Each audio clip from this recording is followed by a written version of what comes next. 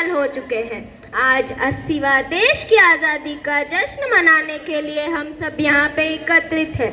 लाखों वीरों ने हमारे देश के लिए अपने प्राण न्यौछावर कर दिए, पर क्या हमने इस आज़ादी की कीमत समझी? आइए देखते हैं, यदि आज़ादी बोल पाती तो क्या बोलती। आज़ादी, मैं हूँ आज़ादी। मुझे पाने के लिए लाखों वीरों ने अपने प्राण न्यौछावर कर दिए, लेकिन आजकल लोग आज़ादी को छुट्टी और मनोरंजन का जरिया समझते हैं। मैं हूँ भगत सिंह।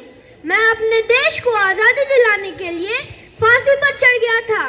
मैंने सोचा था कि भारत का यह युवा देश को आगे बढ़ाएगा, लेकिन मैं ये क्या देख रहा हूँ भारत की इस पीढ़ी के ये जनजी तो अपने ही कामों और मोबाइलों में व्यस्त है। मैं हूँ महात्मा गांधी। मैं सोचता था कि सच्ची आज़ादी केवल अंग्रेजी बोलने से नहीं, बल्कि देश में से ही झूठ, भ्रष्टाचार, नफरत और हिंसा से भी होनी चाहिए। पर अभी तो मुझे ऐसा लगता है कि मेरा यह सपना ही रह जाएगा। मैं आज भी सीमा पर खड़ा हूँ।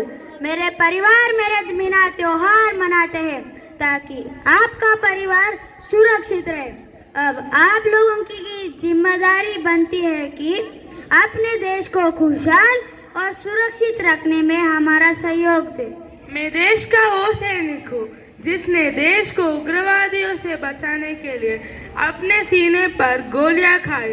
अब मैं भी चाहता हूँ कि आप लोग भी सुरक्षित रहे और एक सच्चे भारतीय की तरह हमारा। मैं हूँ नई टेक्नोलॉजी, मोबाइल फ़ोन। मेरा आविष्कार देश को नया तकनीकी से जोड़ना और आगे बढ़ाना था। मैंने सबको जोड़ने का काम किया था, लेकिन अब इनकी वजह से सब अपनों से दूर होते जा रहे हैं। हमें तो बस रील बनानी है।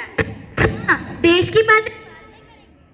क्या ये वही भारत है जिसका सपना मेरे शहीदों ने देखा था?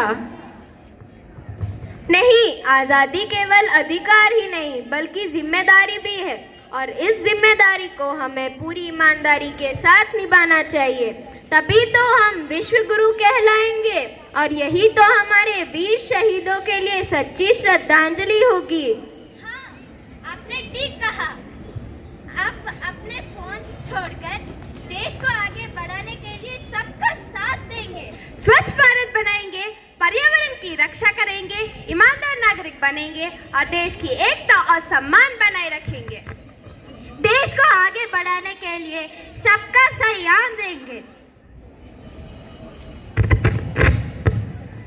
आजादी केवल हमारा अधिकार ही नहीं, हमारी जिम्मेदारी भी है। हमें जाति, धर्म और भाषा के भेदभाव को भुलाकर एक साथ आगे बढ़ना चाहिए और हमारे देश को शिक्षित, सुरक्षित और मजबूत बनाना चाहिए। आओ, आज स्वतंत्रता दिवस पर हम संकल्प लें।